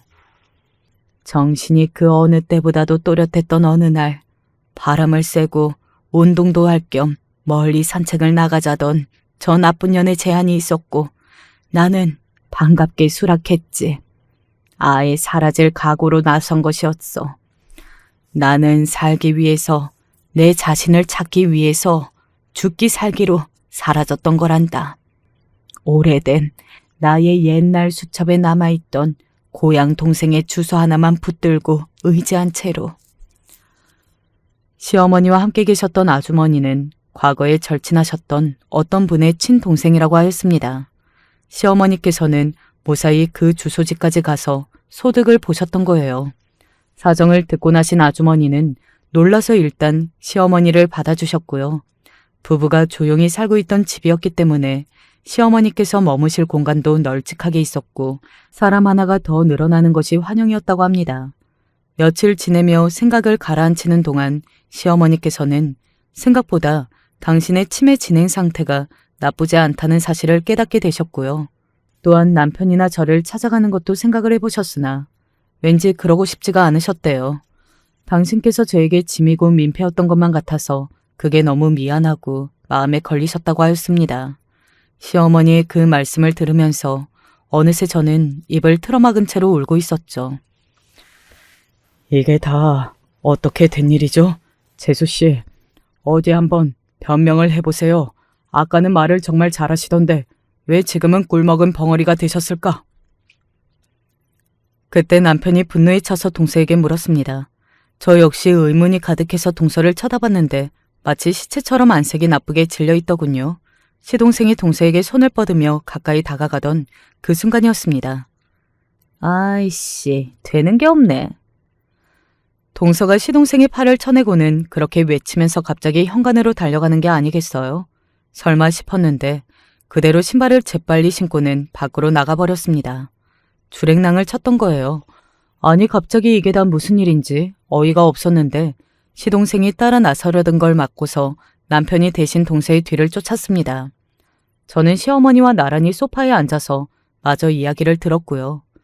알고 보니 시어머니께서 거의 2년이라는 시간이 흐르도록 돌아오지 않으신 이유가 더 있었더라고요. 시어머니의 오래된 옛 인연, 그러니까 함께 오신 아주머니의 친언니께서 투병 중이셨던 거예요. 그 모습을 보고 시어머니께서는 인생 전반에 대한 많은 생각이 드셨다고 합니다. 정신건강, 몸 건강을 챙기면서 시어머니께서는 옛 인연의 마지막 시간들을 함께 보내주셨고요. 나중에 어떻게 될지 모르니 동서와 있었던 일들을 이따금씩 기록으로 남기며 기억을 되짚는 일도 꾸준히 하셨죠. 그러다가 그분이 2달 전에 돌아가셨고 시어머니께서는 아무리 노력을 해도 결국 치매를 완전히 멈추지는 못한다는 것을 깨닫고 계셨죠. 더 나빠지기 전에 당신이 계셔야 할 자리로 돌아오신 기로 결심을 하였습니다. 만반의 준비를 하시고 그렇게 오셨던 거예요. 뭐라고 말씀을 드려야 할지 몰라서 죄송하고 감사하다는 인사만 저는 계속했던 것 같아요. 동서가 바로 택시를 잡아 타는 바람에 남편이 놓쳤고요. 덕분에 시동생만 가시방석 위에 앉아서 온갖 날선 공세를 다 받아야만 했습니다. 동서가 원흉이었던 이상 시동생도 책임에서 완전히 벗어나기는 어려웠으니까요. 삽시간에 공기가 어색해지더군요. 시동생이 잘못했다면서 시어머니 앞에서 무릎을 꿇고 울었고 다들 한숨을 푹 내쉬었습니다. 동서는 기껏 도망을 간 곳이 자기 친정언니 집이었던 모양이에요. 이틀 후 시동생이 그곳으로 찾아가자 방에 숨어서는 안 나왔다고 합니다. 그 모습에 시동생은 충격을 받았고 실망을 했고요. 당장의 이혼을 결심하더군요. 이혼의 원인 제공을 동서 쪽에서 했으니 단 한 푼도 그쪽에 넘기지 않고 모두 챙기겠다는 게 시동생의 입장이었습니다. 마음 같아서는 어디 경찰에 신고를 해버릴까 아니면 고소를 해버릴까 별별 생각이 다 들지만 어머니가 그러지 말라고 하셔서 그것만은 참고 있네요. 시동생은 씁쓸한 한숨을 내쉬며 몇 달 후에 동서와 이혼을 매듭지었습니다. 동서는 쪽팔려서 그러는 것인지 아니면 정체가 들켰다는 게 화가 나서 그러는 것인지 하여간 끝까지 얼굴을 들이밀지 않아서 제가 다시 볼 일은 없었고요. 시어머니께서는 2년 가까운 시간이 흐르는 동안 치매 때문에 당신의 일부를 잃을 때도 많았으나 그 잃은 자리만큼 성숙한 생각들로 당신을 채워가셨다고 하셨어요. 요컨대 보람된 시간이었다고 하시며 웃는 얼굴로 시설에 들어가셨습니다. 저희 부부가 모시겠다고 난리를 쳐도 소용이 없었네요. 이미 내가 결정을 내린 일이야. 그러니 너희들이 내 뜻을 존중해 주었으면 좋겠구나. 환하게 웃으시는 얼굴에는 그 어떤 주저함도 없었습니다. 시간이 흘러 아직 시어머니께서는 시설 생활을 잘하고 계시고요. 일주일에 한 번씩 제가 찾아가서 뵙고 있어요. 남편도 시동생도 꼭 찾아뵙고 있기 때문에 시설 선생님들과 이제는 모두 친분이 두텁답니다. 그리고 저희 친정엄마 말인데요. 조언을 받아서 악기를 배우는 문화교실에 꾸준히 다니셨는데 그게 또 이렇게 연결이 되더라고요. 시어머니께서 계시는 시설에 때마다 저희 엄마가 악기 프로그램 봉사를 들어가세요. 비록 치매를 앓으시기는 해도 시어머니께서는 원체 말주변이 좋으시고 부침성이 뛰어나시다 보니까 엄마가 좋은 영향을 받고 계시기도 하네요. 두 분이 사이가 무척이나 좋답니다. 시동생은 진실되고 성실한 새 인연을 만나기도 했고요. 아, 참고로 원래 제 동서였던 그 여자는 후문을 들어보니까 자기 친정 형제들하고 대판 싸우고 사이가 틀어졌다고 하더군요. 그런데다가 새로 남자도 잘못 만나서 경찰서를 들락날락 했다는 얘기까지 있었어요. 저희 쪽은 그날 이후로 항상 평화로웠다는 사실과 완전히 대비가 되네요. 어쩌다 보니 돌고 돌아서 가장 안정적이고 행복한 그림이 완성된 듯 싶어요. 아주 완벽하지는 않아도 그래서 더욱 아름답다고 말을 할 수가 있는 게 인생인 것 같죠? 안녕하세요. 요즘 저같이 불행한 사람이 또 있을까요? 잠자다가 벌떡 일어나서 가슴을 쓸어내리기도 하고 마치 죄 지은 사람처럼 누가 쫓아오는 것 같고 노년에 이게 무슨 일인지 제가 잘못한 건 없는데 꼭 죄를 지은 것 같은 이상한 요즘입니다. 제 한풀이 좀 들어주세요. 부탁합니다. 아내도 저도 언제나 집만을 생각하는 사람들이었습니다. 뭐 요새 불륜이나 바람 같은 건 너무 빈번해서 별것도 아니라는 말이 있잖아요. 하지만 긴 세월 부부로 살면서도 저희는 새 남매 키우는 데만 신경 쓰느라 바람을 피울 생각도 안 하고 지냈습니다. 아내는 집 근처 건물 청소부로 일을 했고 저는 젊을 적에는 나쁘지 않은 회사를 다니다가 나이가 좀 들고 나서부터는 아파트 경비원으로 취직을 해서 일했습니다. 쉬는 날이 거의 없기도 했고 겹치지도 않았기 때문에 가족끼리 돈독하게 여행을 가는 건 꿈에도 못 꿨어요.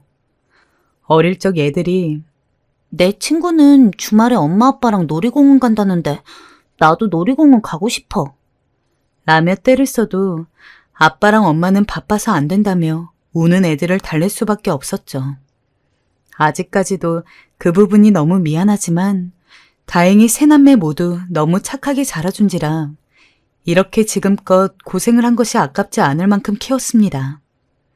첫째 녀석은 어릴 때부터 자기는 자기만의 일을 할 거라면서 학교 공부는 손 놓고 다른 걸 열심히 하더니 고등학생이 되자마자 인터넷으로 물건을 파는 가게를 열어서는 그 어린 나이부터 돈을 벌기 시작했고 둘째와 셋째는 정석대로 열심히 공부해서 대학교까지 가고 각자 분야에서 괜찮은 회사에 취직을 해서 일했습니다. 보통 애들 대학 가고 취직하면 그때부터는 부모들도 좀 자기 인생 살고 그런다잖아요. 저희는 결혼할 때부터 애 낳을 거 생각하며 이야기한 게 있습니다. 자식을 몇 명을 낳든 꼭 결혼할 때까지는 우리가 전부 뒷바라지 해주자고요.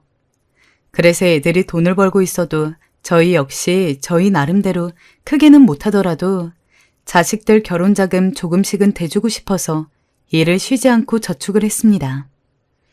그리고 차례대로 첫째, 셋째, 그리고 가장 늦게 결혼한 둘째까지 식을 올리는 것을 보고 나서야 조금 마음을 놓을 수 있었죠. 자식 키워보신 부모님들은 아실 겁니다. 결혼식장에서 그 어린아이가 앙앙 울며 태어나서 기어다니고 걸음마를 배우고 걸어다니기 시작하고 초등학교, 중학교, 고등학교까지 다 나온 다음에 정식으로 법적 인정을 받는 성인이 되어서 슬슬 부모 품을 벗어나 자기 삶을 꾸리기 시작해서 이렇게 배우자를 만나는 순간까지의 모든 기억이 주마등처럼 스쳐 지나간다는 것을요. 부끄러운 이야기지만 저랑 아내는 자식들 결혼식마다 눈물이 나는 걸 참느라 혼났습니다. 솔직히 그리 부유한 집이 아니었기에 가지고 싶은 것도 못 가지고 사고 싶은 것도 못 사고 그런 때가 많아서 이런 부모가 원망스러울 수 있는데 한 번 어긋나지 않고 다 자기 할 거 열심히 하면서 이렇게 쑥쑥 커준 게 참 고맙고 게다가 결혼하고 나서도 자기 남편 아내랑 알콩달콩 사느라 바쁠 텐데 꼬박꼬박 안부 전화까지 해주니 그 긴 세월 자식들 뒷바라지 하느라 보낸 것이 정말 하나도 아깝지 않았습니다. 아버지, 어머니, 이제 두 분도 일 그만하시고 좀 쉬세요. 여행도 가고 친구분들도 만나시고요. 저희 부탁이에요. 알겠다. 우리가 일하는 거 좋아서 하는 거야. 늙어서 쉬면 뭐하냐. 괜히 병만 나. 나도 그렇고 네 엄마도 조금이라도 움직여야 마음이 편해. 그래서 하는 거니 너무 걱정하지 않아도 된다. 이제 더 이상 자식 뒷바라지는 안 해도 되지만 그래도 저는 일을 그만둘 생각이 없었습니다. 아이들이야 자기 가족들 만들어서 분가했다고 해도 저에게는 여전히 아내가 있었고 아이들이 따로 산다고는 해도 저는 여전히 가장이었으니까요. 그래서 아내는 일을 쉬게 하더라도 저는 쭉 경비원으로 일하며 돈을 모으려 했습니다. 아무리 노후야 자식들이 챙겨준다고는 하지만 이제 막 새로운 가정을 꾸린 애들한테 그런 짐을 안겨주기는 미안하니까요. 하지만 마음씨 좋은 자식들이 그동안 너무 고생했으니 이제 더 이상 일하지 말라고 어머니랑 편하게 지내라고 입을 모아 말해주는데 그 마음이 고맙고 대견해서 한참을 감상에 빠져 있었습니다. 그러던 어느 날 자식들이 집을 찾아왔어요.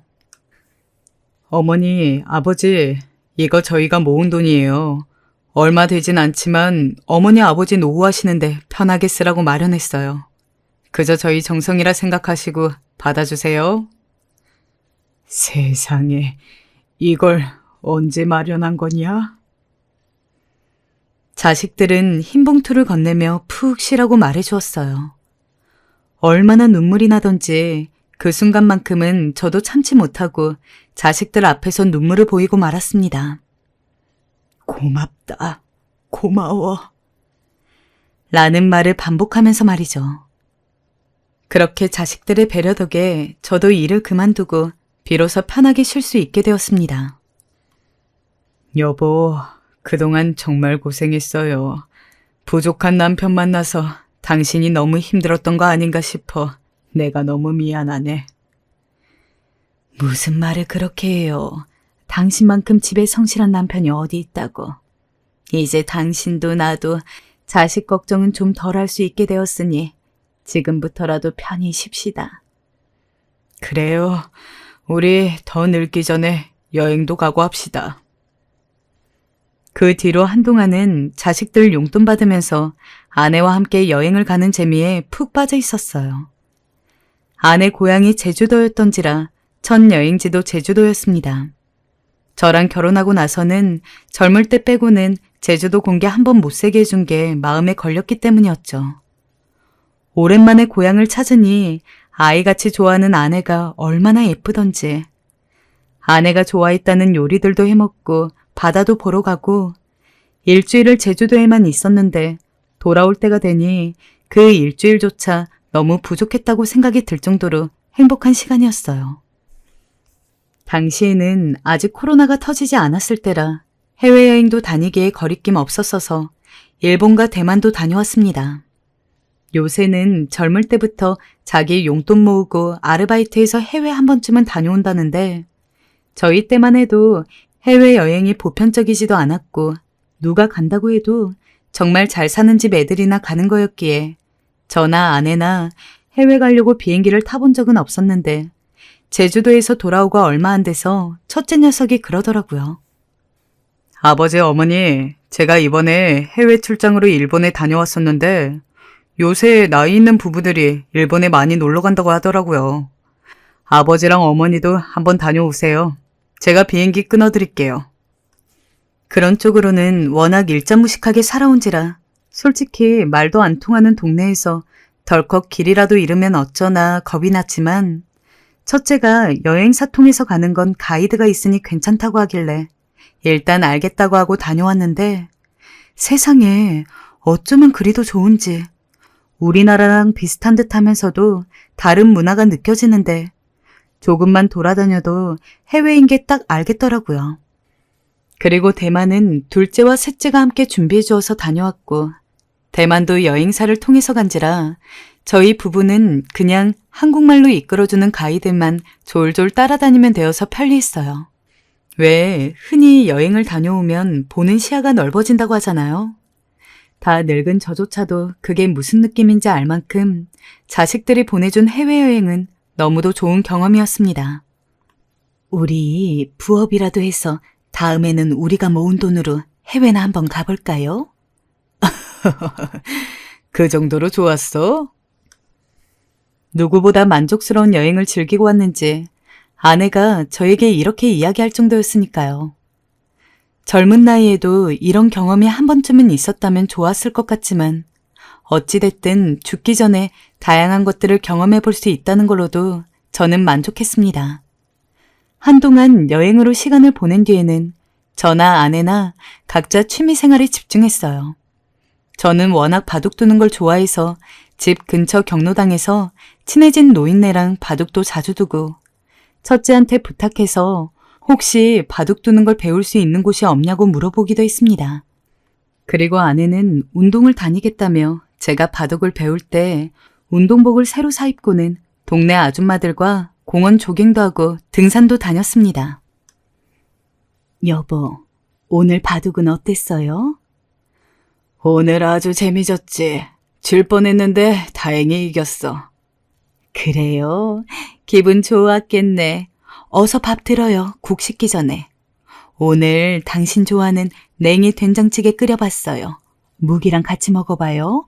요 시골에서 가져온 겉절이도 먹어보고. 아이고 참 이 사람. 이걸 또 다 준비했어? 힘들게 반찬 여러 개 하지 말라니까. 저희가 일을 할 때는 아내가 주로 집안 살림도 도맡아서 했기에 최소한 은퇴한 뒤로는 제가 집안일을 돕고 싶어서 가급적이면 저녁밥 정도는 제가 차리고 있었는데 아내는 자기가 일찍 들어올 때면 언제나 본인이 먼저 밥을 차려놓고는 저를 기다렸습니다. 미안해서 하지 말라고 하는데도 어차피 당신이 하나 내가 하나 똑같은데 뭐 어때요? 라며 괜찮다고 말해주었죠. 제가 지금껏 가장으로서 중심을 잃지 않고 살아올 수 있었던 것에는 제 아내가 옆에 있어준 덕도 컸습니다. 그렇게 저희는 평생 행복한 황혼 부부로서 죽을 때까지 살 거라고 생각했죠. 하지만 1년 정도 지났을까요? 여전히 저는 바둑을 배웠고 아내는 운동을 다녔습니다. 하지만 언제부턴가 아내가 같이 운동을 다닌다는 아줌마들 집에서 자고 오거나 같이 여행을 다녀온다고 하는 날이 많아졌습니다. 여행을 또 간다고? 네, 이번만 좀 다녀올까 해요. 친구가 이번에 이혼을 했는데 위로 여행 겸 다녀오고 싶어서요. 올해는 아니고 2박 3일 정도예요. 당연히 여행 갈 수 있습니다. 하지만 짧은 시간 내에 그 빈도수가 너무 잦아지니 제 입장에서는 점점 아내의 여행이 탐탁치 않아지기 시작했습니다. 그러나 아내는 이번만 다녀올 거라고 한 게 끝나지 않고 그 다음에 이야기할 때는 누구네 자식이 사업 성공해서 그 아줌마가 돈을 다 대줘서 가는 축하 여행이라느니 온갖 이유를 다 대는데 그냥 제가 안 된다고 하기도 어려운 상황이었습니다. 당신 여행 가는 건 좋아. 다 좋은데 너무 자주 가는 것 같아. 우리 저번에 둘째 녀석도 보러 가기로 했는데 당신이 여행 가기로 해서 미룬 거 기억나? 남는 시간에 당신도 당연히 친해진 사람들이랑 시간 보내고 해야겠지만 그래도 우리 가족 일이 먼저잖아. 이번에 다녀오면 한동안은 여행 가지 마. 예전처럼 동네 아줌마들이랑 근처에 운동 다니는 건 괜찮으니까. 알았죠? 알겠어요. 당신 뜻이 정 그러면 그럴게요.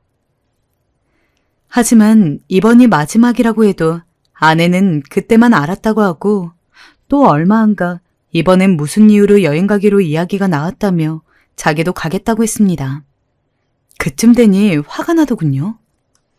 그놈의 여행 때문에 자식들 같이 보러 가기로 했던 약속들도 몇 번을 미뤘고 더 가까이는 당장 저랑 집에서 밥 한 끼 하는 시간도 거의 가지지 못하게 되었습니다.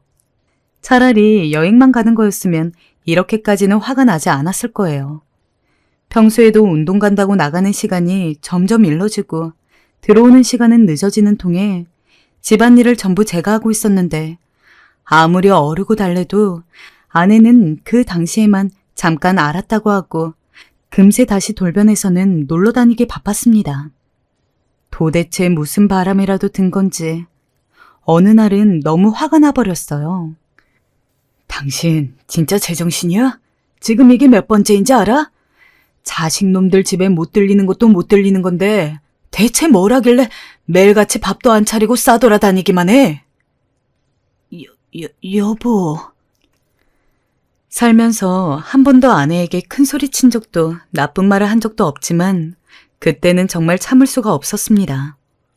왜냐하면 그때야말로 정말 미루고 미뤘던 둘째 녀석 집에 가기 위해서 둘 다 옷까지 다 입고 당장 나가기만 하면 되는 시간이었는데 아내가 갑자기 방에서 전화를 한참 받더니 거실로 나와서는 우리 둘째 집에 가는 거 한 번만 더 미루면 안 될까요? 라더군요. 그래서 저는 그만 참지 못하고 속에 있는 말을 모두 아내에게 해버렸죠. 허나 아내도 만만치 않았어요. 여보, 자식놈들도 다 커서 이제 알아서 잘 사는데 왜 자꾸 가자고 그러는 건데요? 그리고 뭐 밥도 안 차리고 싸돌아다니기만 한다고? 그동안 당신 밥 평생 내가 차렸는데 그 정도도 못해요? 언제는 자유롭게 다니라면서요? 아니, 내 말은 그게 아니고. 그 순하던 아내가 표독스럽게 눈을 치켜뜨고는 저한테 이야기하는데 순간 어떻게 해야 할지 몰라서 어버버 하고 있었습니다. 씩씩대던 얼굴로 저를 보던 아내는 뒤이어 당신이랑 못 살겠으니 우리 이혼해요. 하고는 자기 가방만 챙기고는 쏙 나가버렸습니다. 정신 차리고 뒤늦게 쫓아갔지만 이미 눈앞에서 사라진 게 아마 그 운동 같이 하는 아줌마들을 만나러 간 것 같았습니다. 참 화 한 번 냈다고 이혼이라니. 평소 아내와는 너무 다른 표현이었고 내 아내가 맞는지 의심스러웠습니다. 하는 수 없이 집으로 돌아와 둘째에게 전화를 걸어서는 엄마가 갑자기 아파서 다음에 가야 할 것 같다고 전화를 한 뒤 혼자 침대에 누워 한참 생각했습니다. 생각해보면 아내는 젊을 때부터 지금껏 자기 시간이라고는 제대로 가져본 적이 없었는데 이제라도 그거 챙겨보겠다는 걸 내가 너무 막은 게 아닌가.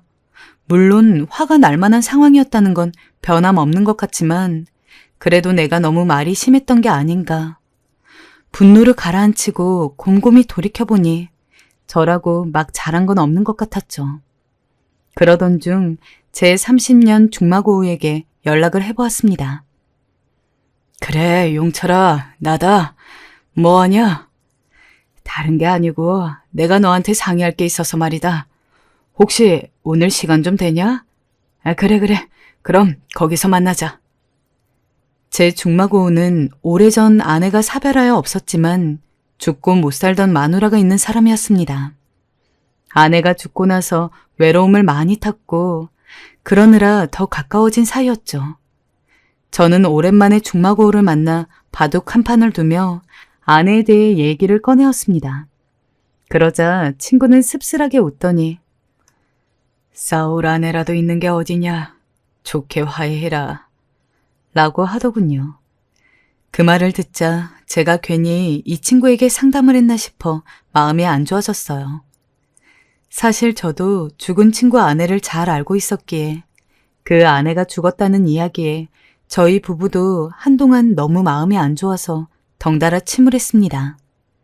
친구의 아내는 참 성격도 활달하고 저희에게도 잘해준 좋은 사람이었거든요. 내가 괜한 얘기를 꺼냈구나. 미안하다, 용철아. 아니다. 그냥 네가 잘 지냈으면 해서 그래. 우리 나이에 같이 살아주고 밥 챙겨주는 마누라 있으면 그것만으로 고마운 일이지. 안 그래? 맞다. 네 말이. 저는 중마고의 말을 듣고 생각을 완전히 고쳐먹었습니다. 그래서 아내가 돌아오기 전에 장을 봐서 아내가 평소 좋아하는 해물찜을 만들어 놓고 저녁 시간에 맞춰서 상을 차려두었습니다. 여보, 운동 다녀왔어? 당신 좋아하는 해물찜 만들어 놨어. 아까는 당신이나 나나 많이 흥분했던 것 같아. 이제 마음 좀 풀고, 응? 전 아내가 돌아오자마자 평소보다 조금 더 살갑게 맞이하고 바로 저녁상으로 이끌었습니다. 아내는 아무 말 없었지만 그렇다고 별다른 거부도 하지 않고 숟가락을 들길래 그래도 화가 풀렸을 거라고 생각했죠. 하지만 아니었습니다. 바로 다음 날부터 아내는 말도 없이 나가는 일이 잦아졌습니다. 그 전에는 아주 잠깐을 나가더라도 나 가게 좀 다녀올게요. 요 앞에 희진이 아줌마가 왔다는데 같이 운동 좀 다녀올게요. 라며 말을 하고 가는 사람이었습니다. 그런데 갑자기 문소리가 들려서 나가보면 이미 아내가 신발을 신고 현관문을 나서고 있는 상황이 계속해서 보였습니다. 정말 한숨이 저절로 새어나왔죠. 당신 나가는 건 좋은데 예전처럼 나한테 말 좀 해줘. 당신 나가는 줄도 모르고 있다가 문소리 들려서 내가 깜짝깜짝 놀라서 그래. 당신 나가고 싶은 마음, 놀고 싶은 마음 다 이해해. 그거 이해할 테니 얘기라도 좀 해줘. 얘기를 해달라고요? 난 그럴 생각이 없는데요, 여보. 뭐라고? 당신 왜 자꾸 내 말에 반박만 하는 거야? 내가 뭐 못할 소리 한 것도 아니잖아. 얘기만 해달라는데 그게 그리 힘들어? 네. 일부러 좋게 이야기를 했지만 아내는 그런 제 말에도 그게 싫으면 그냥 나랑 이혼해요. 라며 정말 무슨 이야기를 꺼내도 무조건 핀잔을 주듯 받아치고는 싫으면 이혼하자는 식으로 말을 마무리했죠. 처음에는 장난인 줄 알고 웃어 넘기려고 했지만 행동을 보면 절대 장난이 아니었습니다. 벽이랑 대화하는 것 같았습니다. 그렇게 착하고 곱던 제 아내가 맞나 싶었습니다. 아내를 지금껏 믿었고 믿고 싶었지만 계속해서 그렇게 이상한 행동을 보이니 무조건적으로 믿을 수가 없게 되었습니다. 게다가 저와 그런 말도 안 되는 식의 대화를 자주 나누게 된 이후로 이제는 운동복을 입고도 화장을 한 채 나가는 게 눈에 띄더라고요. 원래 아내는 화장 같은 건 전혀 안 하는 타입이었습니다. 누군가는 별거 아닌 변화라고 할 수 있겠지만 그동안 싸운 걸 생각해 봤을 때 그리고 평소 아내 행동을 생각해 봤을 때 저로서는 쉽게 넘길 수 없는 거였습니다. 정말 몇 날 며칠을 고민했는지 하지만 이미 대화로는 어떻게 해결이 안 되는 지경이었기에 저는 결국 아내를 미행하기로 결정했습니다. 일부러 그날은 아내가 나가는 것에도 아무런 반응을 하지 않고 미리 전날 아내에게 몸이 안 좋아서 내일은 하루 쉴 거라는 식으로 이야기도 해두었습니다. 그리고 아내가 나가는 문소리가 들리자마자 급히 지갑과 핸드폰만 챙겨서는 밖으로 향했습니다. 아내는 평소 자주 입던 운동복이 아닌 조금 꾸민 듯한 옷을 입고 있었죠. 그리고 조금 빠르게 걸음을 옮기고 있었습니다. 들키지 않게 열심히 뒤를 따라가기를 30분, 웬 탁 트인 카페에 들어가더군요. 무심코 카페 안을 보는데 아내가 향하는 자리에 전혀 생각지도 못한 인물이 있었습니다. 바로 제 30년 지기 중마고우였죠. 그때까지만 해도 저는 단순히 제 친구한테 저와의 일을 상담하려는 것 정도로 생각했습니다. 그간 결혼 생활을 하면서 아내와도 친구라고 부를 수 있을 정도로 친해졌기에 그런 생각이 먼저 드는 것이 당연했습니다. 하지만 중마고우에게 다가간 아내가 웃으면서 입을 맞추는 것을 본 그 순간 머리가 새하얘졌습니다. 친구의 아내가 죽은 후 우리도 이런데 용철이 그 녀석은 마음이 어떻겠어. 우리가 챙겨주자. 고 제가 아내에게 이야기했고 아내도 당연히 그래야 한다며 이야기해서 꽤 오랜 시간 동안 저희 부부는 어디 잠깐이라도 바람 쐴 일이 있으면 무조건 제 중마고를 불러서 함께했고 시간이 안 날 때도 일부러 어떻게든 시간을 내서는 바닷바람이나 쐬자며 차를 타고 근처 바닷가에 데려가기도 했었습니다. 단순히 밥 사주고 술 사주는 것 이상으로 정말 가족까지 챙겼다고 생각합니다. 저에게는 오랜 시간 저를 믿어주고 지지해준 좋은 친구였기에 당연한 일이었습니다. 너랑 네 아내 덕분에 그래도 내가 미진이 죽고도 살아갈 수 있는 것 같다. 너무 고맙다. 너무 이 은혜를 어찌 갚아야 할지 모르겠다. 저희 집에 불러서 하루 같이 잤을 때는 먼저 잠든 아내를 두고 저랑 단둘이 술잔 기울이다가 울면서 저런 말도 했을 정도의 친구입니다. 근데 그런 친구가 제 아내랑 바람이 났다니 당장이라도 쓰러질 것 같은 다리를 간신히 붙들고 아내와 친구를 지켜봤습니다. 겉보기로 모든 것을 알 수는 없다지만 스킨십을 하는 행동이 너무 자연스러워서 눈 맞은 게 하루 이틀 일이 아닌 것 같았습니다. 그날 정말 무슨 정신으로 집에 돌아왔는지도 모르겠습니다. 아내한테는 일부러 미행을 하려고 몸이 안 좋다고 거짓말한 거였는데 집에 오고 나니 정말 몸이 너무 아파서 밤새 말도 못하고 끙끙 앓았습니다. 한번 크게 앓고 나니 머리는 차가워지더라고요. 아내가 왜 그렇게 저한테 이혼 타령을 했는지도 알게 되었고 당시에는 당연히 아내와 이혼할 생각이 없었지만 그 모든 장면을 목격한 저는 이혼을 하는 게 맞다고 다짐하게 되었습니다. 배신감과 모멸감으로 연락하는 것조차 손이 떨렸죠. 그런데 아내의 행동이 더 가관이었어요. 아무 일 없다는 듯 태연하게 굴더라고요. 당신 오늘도 운동 갔다 왔다고? 네, 갔다 왔어요. 왜요? 그냥 물어봤어. 근데 당신 그 향수는 언제 산 거야? 왜 갑자기 늙어서 향수를 뿌리고 다녀? 내가 향수 뿌리는 것도 당신 허락받고 해야 해요? 신경 쓰지 말아요. 아, 맞다. 그리고 이혼 말이에요. 난 마음 먹었어요. 당신도 마음의 준비하고 있어요. 그러니까 당신은 기어이 이혼을 해야겠단 말이지? 네. 그럼 내가 하나만 물어보지. 왜 지금 이혼을 하자는 거야? 왜 지금이지? 내가 그걸 왜 굳이 대답해야 해요? 그러자 아내는 말이 없었고 아내의 침묵에 정말 몸이 바들바들 떨리더군요. 그래도 이대로 제가 아무것도 모른 채 이혼할 수는 없었기에 최대한 아무렇지 않은 목소리로 친구에게 전화를 걸었습니다. 술이나 한잔하자. 약속한 시간보다 미리 자리에 나가서 술을 마시고 있으니 친구가 금방 오더군요.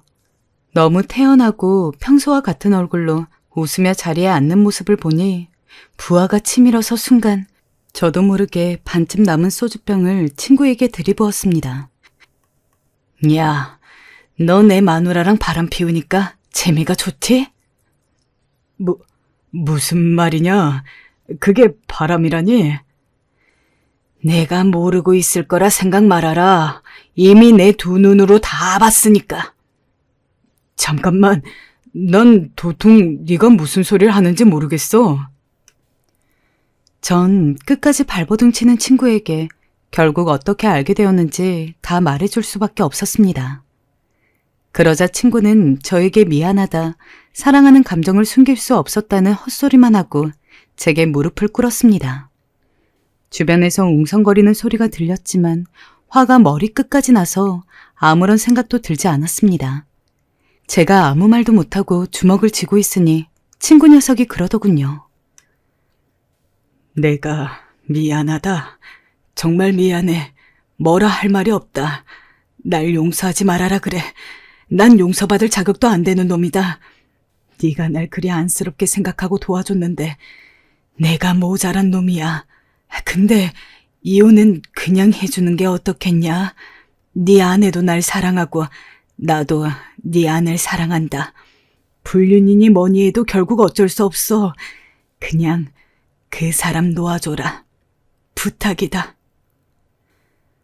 그래, 그깟 여자 내가 버릴 테니 네가 주워가라. 지금이야 네가 사랑이니 뭐니 헛소리 할 수 있지. 막상 살아보면 얼마나 짜증나는지 알 거다. 히스테리 부리면 남편이고 뭐가 안 보이는 여자니까 머리채 안 뜯기게 조심하고 나중에 와서 나한테 절절 빌어도 소용없을 줄 알아라. 아내의 욕을 하면서도 분했습니다.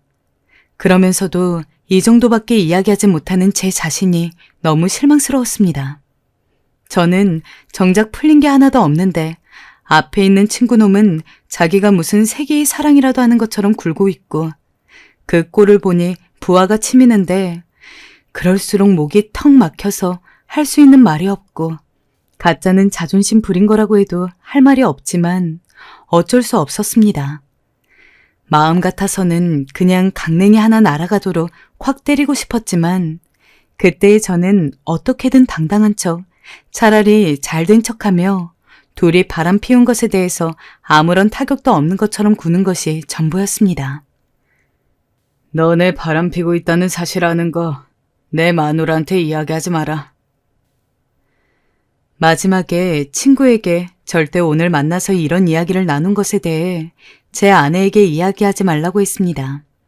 분명 아내는 이 이야기를 들으면 아무런 죄책감 없이 바로 이혼하자고 할 테고 그러면 저는 제 속을 풀 기회도 없이 이 일을 끝내야 했으니까요. 그래서 집에 돌아가자마자 포도를 먹고 있는 아내 팔을 붙잡고 분에 차 말했습니다.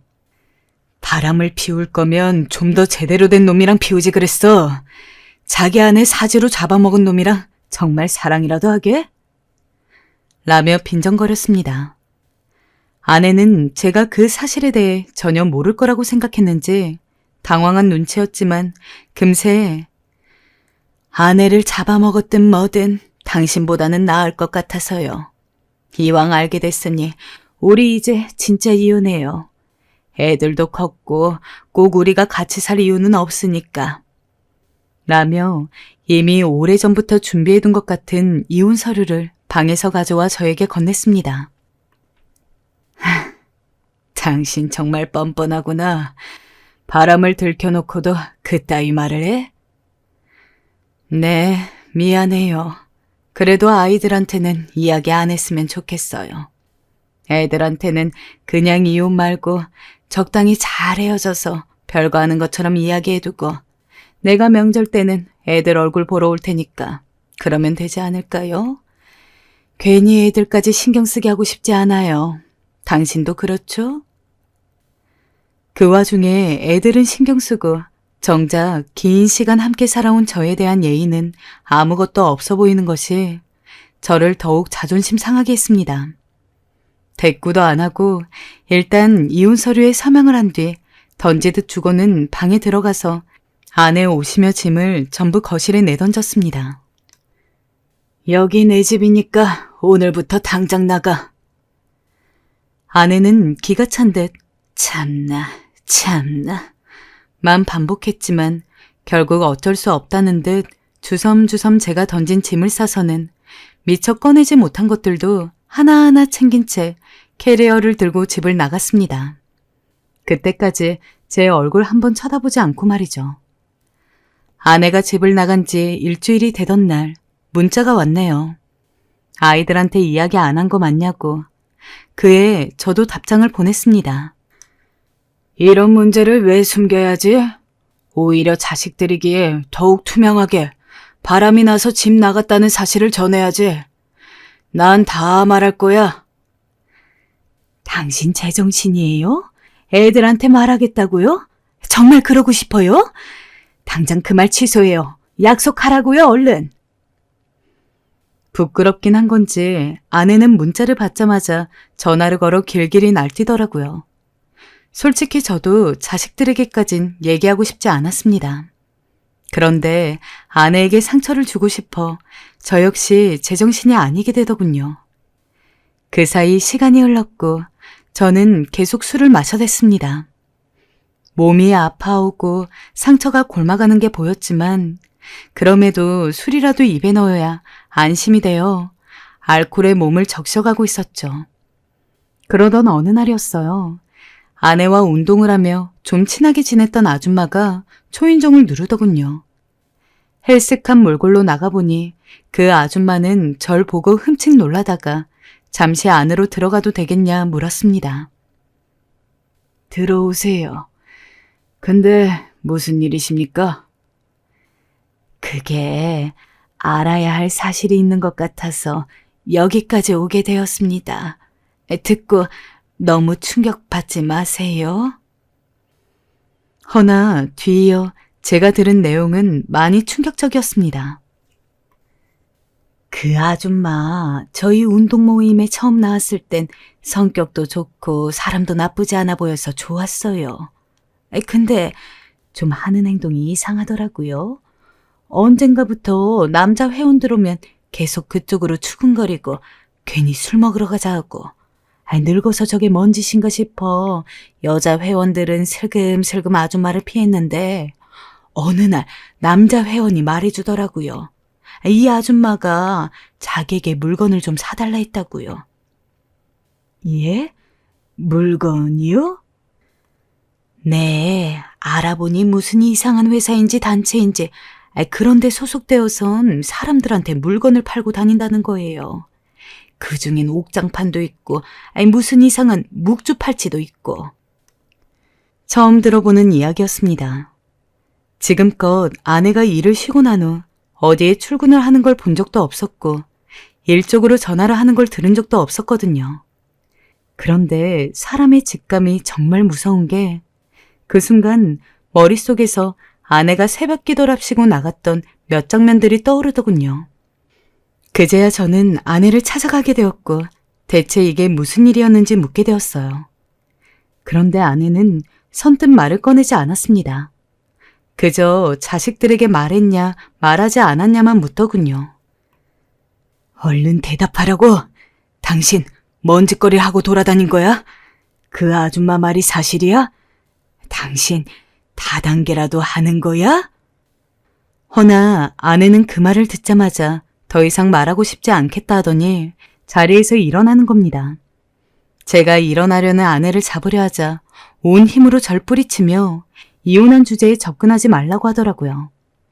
그제야 저는 아내가 변한 이유가 단순히 중마고우 때문만은 아니란 생각이 들어 일단 그 녀석을 다시 찾아갔습니다. 나오라고! 누구세요? 여기 박용철 씨 집 아닙니까? 아닌데요. 제가 여기 집주인입니다. 그런데 섬뜩하게도 그 녀석은 제가 알고 있던 집에 거주하고 있지도 않았습니다. 아내와 단둘이 살 집이라도 구해서 나간 건가 싶어 다시 아내를 찾아가야 하나 고민했지만 절대 그 여잔 입을 뗄 것 같지가 않았어요. 그렇게 또 진실은 수면 아래로 묻혀버렸고 저는 불면 속에서 밤을 지새며 초췌해질 수밖에 없었어요. 그런데 이런 가운데 하필 자식들까지 집에 들이닥쳐 제 꼴을 들켜버리고 말았어요. 아버지, 도대체 무슨 일이 있으셨던 거예요? 왜 이리 마르신 거예요? 아니다. 그냥 요즘 잠을 못 자서 그래. 별일 없다. 별일이 없긴요. 아니 그건 그렇고 어머니랑 아버지 별거 하신단 소린 무슨 말이에요? 두 분 사이가 안 좋으셨어요? 아내는 그 사이 아이들에게 헤어져서 별거를 하고 있다고 말한 모양이더라고요. 자식들이 온 이유도 그거였고요. 저는 뭐라 말해야 할지 몰라 그냥 말을 어버버거리다 그리 되었다고 둘러대었습니다. 다행히 자식들은 더 깊게 파고들어 묻지 않았지만 적잖이 당황한 눈치였어요. 특히 첫째는 제 몰골이 아무래도 마음에 걸렸는지 계속해서 어머니와 다시 잘 지내볼 의향이 없는지 물었고요. 이대로 가다간 저도 자식들 앞에서 눈물을 쏟을 것 같고 아내의 행각을 다 말할 것 같아 얼른 돌려보내자 싶었습니다. 얘들아, 내가 좀 피곤하구나. 어제 잠을 못 자서 그런지 눈이 자꾸 감긴다. 오늘은 그냥 다들 돌아가는 게 어떻겠니? 늦으면 차도 막힐 텐데. 제가 그리 말하자 아이들은 묻고픈 게 많은 눈치였지만 어쩔 수 없단 얼굴로 알겠다며 일단은 일어섰습니다. 저는 아이들이 떠나자마자 냉장고에서 소주 한 병을 꺼내 소주를 들이마시며 한없이 서럽게 울었고요. 그런데 그때 누군가 다시 초인종 벨을 누르더군요. 바로 첫째였어요. 아버지, 재영아. 아버지, 저 동생들 갈 때까지 안 가고 기다리고 있었어요. 저한테만이라도 말해주세요. 집안에 무슨 말 못할 문제가 생긴 거죠? 그게 아니라면 두 분이 갑자기 헤어지실 리가 없잖아요. 촉이 좋았던 첫째는 저희 부부가 이렇게 갑자기 헤어진 게 말이 안 된다며 분명 문제가 있었다고 보고 있었습니다. 아니라고 둘러댄다 해도 거짓말이란 걸 금방 눈치챌 것 같았죠. 그에 저는 하늘 토해내듯 그간의 모든 일을 첫째에게만 다 말하게 되었어요. 아무에게도 말하면 안 된다. 아직 확실하지 않으니까. 특히 둘째와 셋째한테는 더더욱. 그리고 제 이야기가 시작되었고 이야기를 듣던 첫째의 표정은 참담하게 일그러지기 시작했어요. 첫째는 제 엄마가 절 두고 그런 짓을 했다는 걸 믿을 수 없어 했고 심지어 물건을 파는 이상한 행위에 대해서도 의문을 가졌어요. 첫째는 한숨을 한번 길게 내쉬더니 일단 해결책을 내놓았어요. 아버지, 일단 제가 엄마를 만나볼게요. 그리고 엄마 뒤를 슬쩍 미행해 볼게요. 그럼 뭐라도 나오겠죠? 조금만 기다려보세요. 라고 했습니다. 저는 그 후 알겠다며 첫째가 연락을 주기만을 기다렸죠. 연락을 기다리는 동안은 별의별 생각을 다 했던 것 같아요. 이게 과연 잘하는 짓인지, 첫째에게 괜히 그런 짓을 시킨 건지, 하지만 생각을 더 이어나갈 수 없었죠. 생각보다 빠르게 기다리던 연락이 왔으니까요. 첫째는 제게 일단 충격을 받지 말라고 한 뒤 천천히 말을 이었습니다. 엄마를 따라가 보니 아버지 말씀대로 용철이 아저씨를 만나 애정 행각을 하시더라고요. 그리고 두 분이 어디로 들어가시더라고요. 근데 그곳이 무슨 사이비 종교 집단 같았어요. 딱 봐도 평범한 교회가 아니었어요. 다들 무슨 이상한 기도를 울면서 올리고 있고 엄마는 거기서 아저씨랑 함께 기도하다가 글쎄 목사라는 사람에게 가서 자기가 이번에 물건 더 많이 팔아서 도움이 되겠다느니 그런 말을 하고 있는 거예요. 최대한 조용히 숨어 지켜보긴 했는데 혹시나 걸릴까봐 빨리 나왔어요. 아버지, 아무래도 이거 저희가 생각하는 것보다 심각한 일인 것 같아요. 그네의 말은 너무도 충격적이라 입이 차마 벌어지지 않았습니다.